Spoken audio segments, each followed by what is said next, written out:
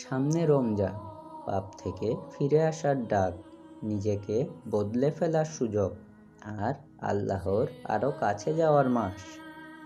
আমাদের জীবনে এমন কিছু সময় আসে যা শুধু ক্যালেন্ডারের তারিখ নয়, হৃদয়ের ডাক হয়ে আসে। রমজান ঠিক তেমনই এক ডাক।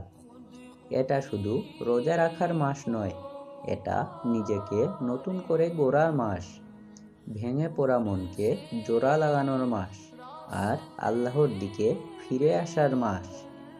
আমরা সারা বছর দৌড়াই, টাকার পেছনে, স্বপ্নের পেছনে, মানুষের প্রশংসার পেছনে, কিন্তু এই দৌড়ের ভিড়ে আমরা অনেক সময় নিজেকেই হারিয়ে ফেলি।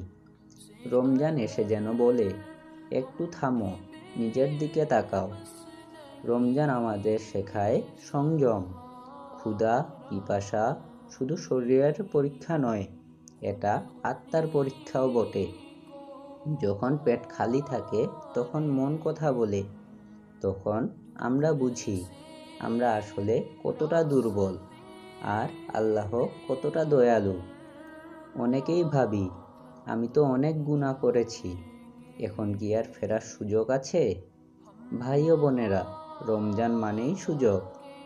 যে আল্লাহ সারা বছর ডাকেন, রমজানে তিনি আরও কাছে আসেন।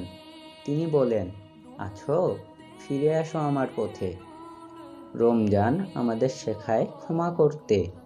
যাদের কারণে আমরা কষ্ট পেয়েছি, যাদের কথা ভুলতে পারিনি, রমজান বলে, হালকা হও, বোঝা নামাও, কারণ ভারী হৃদয় নিয়ে জান্নাতের পথে হাঁটা কঠিন। এই মাস আমাদের শেখায় কৃতজ্ঞতা। এক গ্লাস পানির মূল্য আমরা বুঝি ইফতারের সময়। এক টুকরো খেজুর মনে করিয়ে দে আল্লাহ কত অল্প জিনিসেও কত বড় সুখ দিয়েছেন।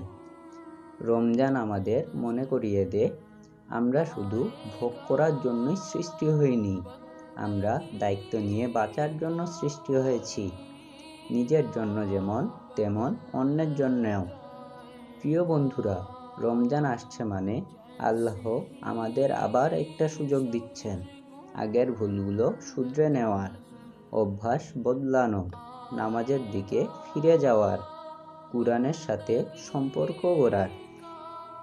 রমজান শেষে যেন আমরা শুধু রোজা রাখার মানুষ না হই, বরং ভালো মানুষ হয়ে উঠি, যার চোখে দয়া, কথায় নম্রতা, আর কাজে সততা থাকে। চলুন এই রমজানে আমরা প্রতিজ্ঞা করি, আমরা শুধু